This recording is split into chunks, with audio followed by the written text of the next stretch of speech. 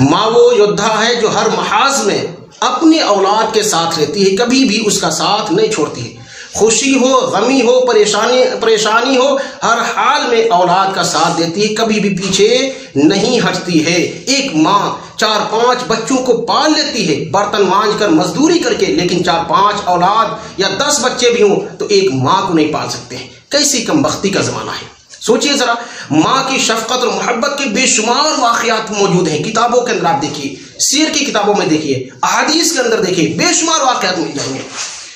میں آپ کے سامنے جناب رسول اللہ صلی اللہ علیہ وسلم کی زبان ترجمان گوہر فشان سے نکلی ہوئی سچے جو موتی ہیں اس کو ذکر کرنا چاہتا ہوں۔ ماں کی شفقت اور محبت کا ایک واقعہ آپ کے گوش سے گزار کرنا چاہتا ہوں کہ رسول اللہ صلی اللہ علیہ وسلم نے فرمایا کہ 2 عورتیں نکلتی ہیں، کہیں جا رہی تھی، ایک جگہ پر پہنچی کہ ان میں سے ایک کے بچے کو لے کر بھیڑیا بھاگ گیا۔ اب وہ دونوں جھگڑنے لگی کہ میرا بچہ ہے، میرا بچہ ہے۔ وہ دونوں عورتیں حضرت داؤد علیہ السلام کے پاس اپنا مقدمہ اور فیصلہ لے کر پہنچتی ہیں۔ حضرت داؤد علیہ السلام ایک مشہور پیغمبر نبی گزرے ہیں اور بادشاہ بھی تھے۔ حضرت داؤد علیہ السلام نے دونوں کی بات سننے کے بعد بڑی والی کے حق میں فیصلہ کر دیا۔ میں نے بڑی والی اس لیے کہا کیونکہ حدیث کے اندر کبرا اور صغرا کا لفظ استعمال کیا گیا ہے۔ تو حضرت داؤد علیہ السلام نے یہ حکم دے دیا، یہ فیصلہ کیا کہ بچہ بڑی والی کا ہے، بڑی والی کو دے دو۔ وہ دونوں عورتیں وہاں سے جب نکل رہی تھی، لیکن اس مقدمے سے، اس فیصلے سے وہ راضی نہیں تھی، خوش نہیں تھی۔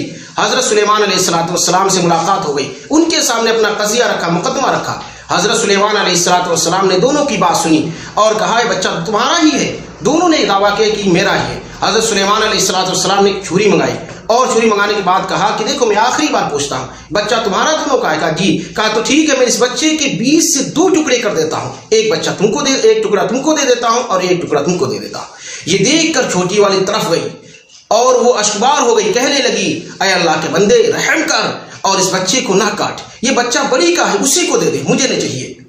حضرت سلیمان علیہ السلام نے جب یہ الفاظ سنے فوراً کہا نہیں، یہ بچہ چھوٹی والی کا، چھوٹی والی کو دے دو، کیونکہ ماں کبھی بھی اپنی اولاد کو پریشانی میں، مصیبت میں نہیں دے سکتی، چاہے جائے کہ اس کے بچے کو اس کی آنکھوں کے سامنے ذبح کیا جائے۔ جب اس نے دیکھا کہ اب چھری سے اس کے بچے کے 2 ٹکڑے کیے جائیں گے تو وہ طرف گئی اور کہنے لگی چاہے بچہ میرے پاس نہ رہے لیکن زندہ رہے، اس لیے اس نے کہا کہ بڑی والی کو دے دو۔